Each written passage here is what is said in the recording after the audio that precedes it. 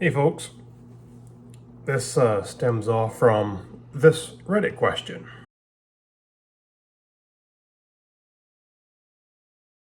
I'm not going to say that this is a stupid newbie question or anything like that. Not everybody knows everything about radios. I don't. And the people who claim they do, they're full of crap. Not everybody knows everything. Some people know more than others. So, this is a valid question from a new person, and they got some answers there. But I figured I'd put something together on it.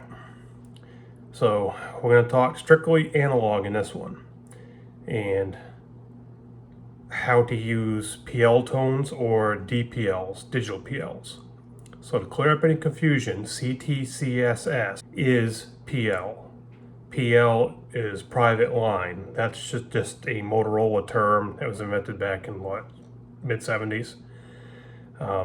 They are one and the same, it's just a different term. Then we have DPL and DCS, digital PL and digital coded squelch, both used on analog.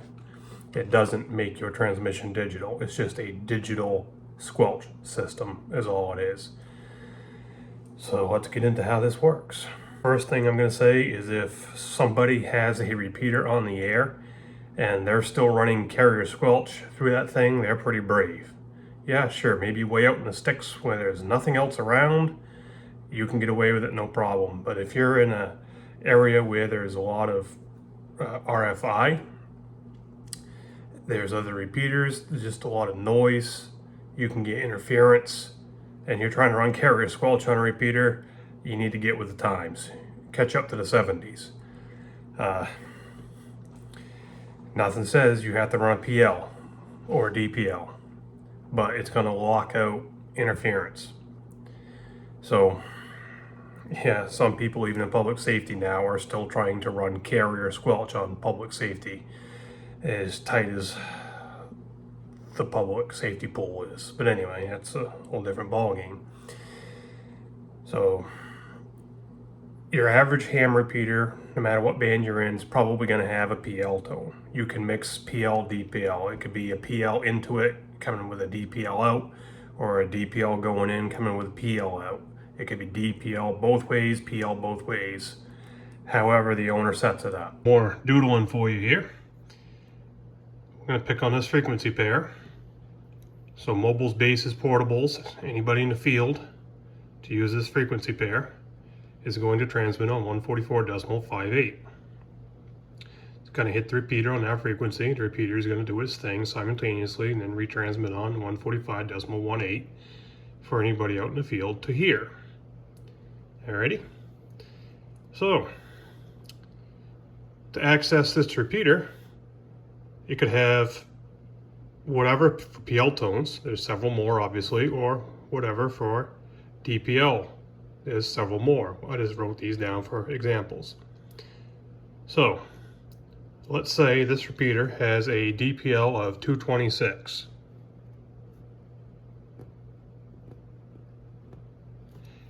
You need to transmit 226 DPL to the repeater to get that squelch to open, or the repeater is going to reject you. So the question in this post was, do you need to have the PL or DPL, whichever is going to work, appropriate for you, on your receiver to hear anything? The answer is no. So if this repeater transmits back out at 226, trying to look at this through a camera, all right, you now have the option on your receiver of running carrier squelch or a tone squelch. So you can put 226 on your receiver and lock your receiver up so you hear nothing on that frequency unless it generates a 226 PL. Anything else will be rejected. If you opt to go with carrier squelch, CSQ, so that your receiver is wide open, you are going to hear anything that comes across 145.18. So if you pull into a gas station, any noise from gas pumps, ATMs, if you have solar charge controllers at home for a solar system and they generate noise and that frequency doesn't like it, you're going to be hearing that mess and you have no way to block it out. So by knowing whatever digital PL or regular PL tone the repeater transmits, if it even does, hopefully it does, you can use a tone squelch on that receiver frequency and lock out everything. So you're not going to hear anything unless it's coming from that repeater. Any ambient noise, messes from ATMs, gas pumps, so on and so forth, it will be rejected. It's also very easy and possible that those two tones in and out of the repeater do not have to match. I mentioned that a minute ago. So you might have 226 for a DPL going in, and you might have something completely different coming out. You could have 115 coming out. Okay? So you would have to set your radio up to transmit on that frequency pair, transmit 226 to the repeater, and then receive a DPL of 115, because if you're receiving anything but the 115, you're not going to hear anything unless you're on carrier, correct? Now your transmit encode up to the repeater, this could also be a PL tone. So maybe this is 82.5 hertz PL. To open that repeater up, and then maybe the repeater is going to transmit back out on a 115 DPL. However they set it up. Tone squelching is really that simple. Anything for new repeaters, new equipment is capable of transmitting a tone. It just has to be programmed in to do so. Some owners may not elect to do that. They may just have it set up to transmit as a carrier squelch. Yeah, okay.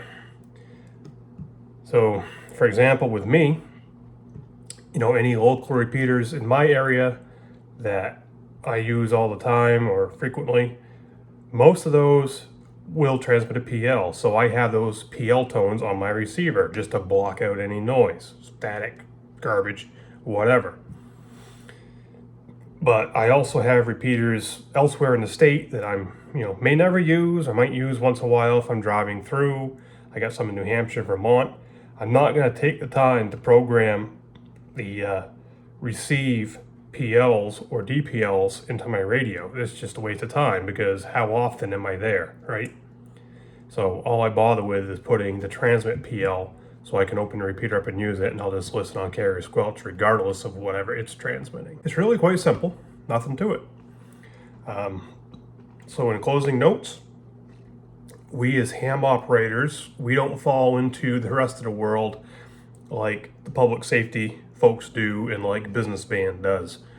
We do not fall into the narrowband mandate. We don't have to run 12.5 kilohertz or anything like that. We do on digital, and for reason.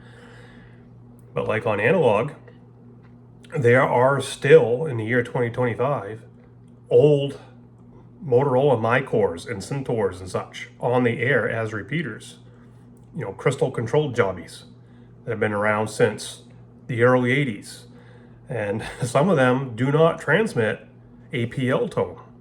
So they're going to transmit on their transmit frequency as a carrier squelch. So there's no way for us out in the field to put a receive tone on our mobiles, portables, bases. So any noise that comes across that frequency, you have to deal with it. There's nothing you can do. And you can't expect a repeater owner to go spend $2,000 or $3,000 or whatever to replace a repeater that's functioning that they pay for out of their own pocket, just so it can transmit a PL. And trying to find the PL module for them old radios these days, maybe you can, maybe you can't. Is it worth it? But hey, it's ham radio. We work with what we have, right? But as I said, anything newer, programmable, yeah, you can just program it and have a transmit PL, and I would highly, highly recommend that. Catch you later.